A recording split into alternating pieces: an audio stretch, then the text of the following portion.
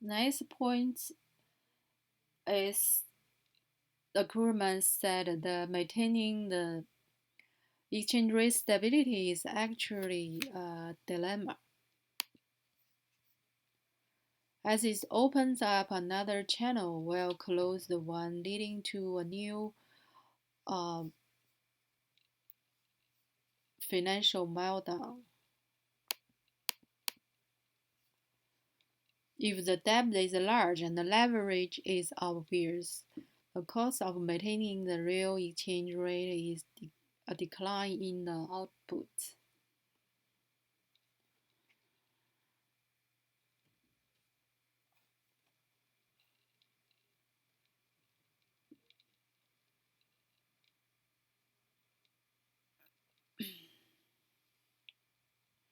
As some if and Krugman has some policy suggestions as his theoretical results.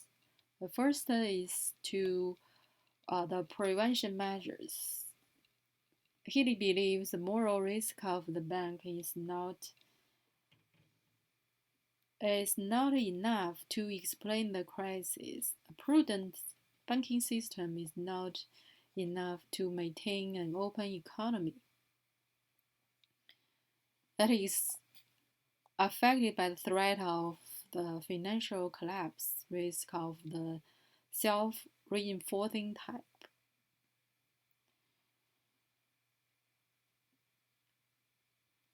And when a country's capital account is convertible,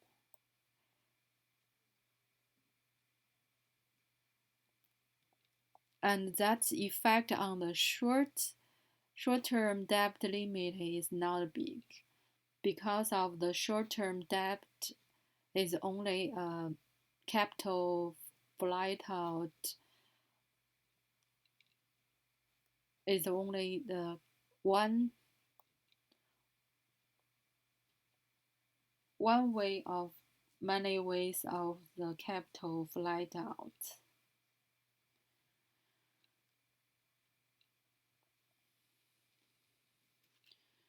And if the restrictive effect on the short-term debt is not big,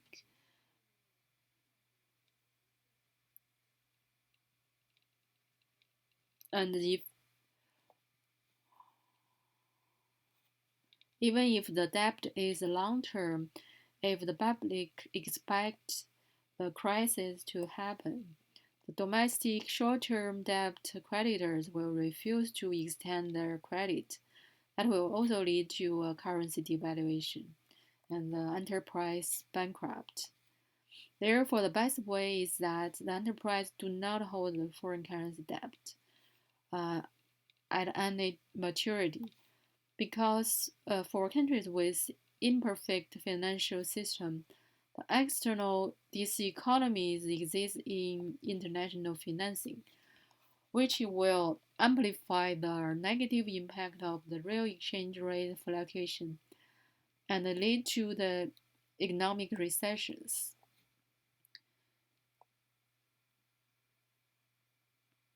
And next one is the policy suggestions contained in the Krugman model have the three effects. And in order, as a response to the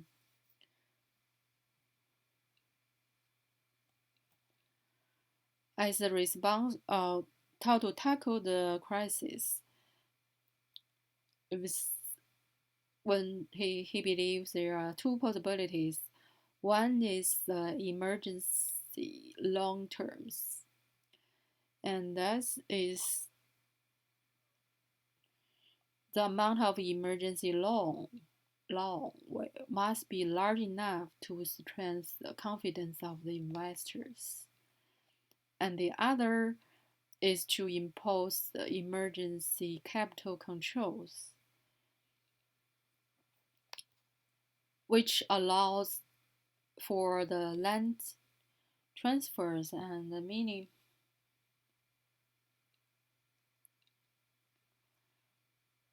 and to minimize the capital outflow.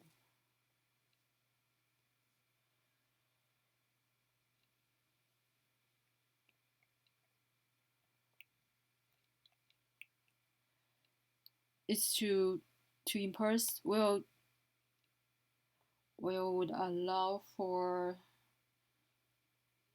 capital controls and to avoid the capital outflows. The third one is to rebuild the economy after the crisis. Krugman thinks the key is to restore the investment capacity of the firm and enterprises. And to this end, the programs can be implemented in the private sector to help domestic entrepreneurs or train the new entrepreneurs by introduction them to through the foreign direct investment or FDIs. So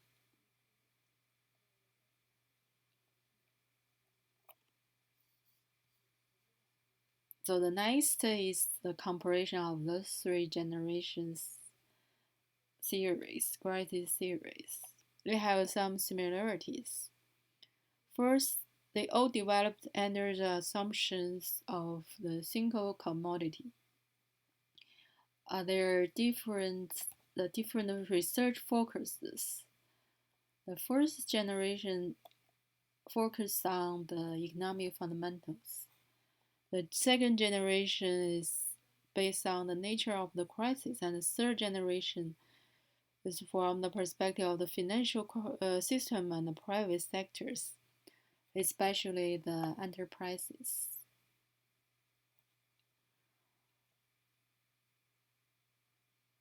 And the first generation is focus can be used to explain the late theory focus suggests the country's currency and exchange rate region collapse is caused by the conflict between the government economic policies. And this generation theory is used to explain the late 1970s to early 1980s Latin American currency crisis and the Russia and Brazil currency fluctuation caused by the financial problems since 1998. And the second generation is a best example in practice. It's a Sterling's exit from the European exchange rate mechanism in 1992. That is, the government motivation always exists be conflict on fixed exchange rates in the public to realize the government after the shake or swing. If the public loses the confidence in the financial market, it is not nature and effective, but there are a variety of defects. At this point, the market speculation and the herding behavior can make the fixed exchange rate system to collapse. And the cost of the government to maintain the fixed exchange rate will increase over time. The best example is the sterling. And the third generation theory holds the enterprise and fragile financial system and kinship politics, and the cost of the as the cause of the Asian crisis. In terms of the explanation of this crisis, there are two views.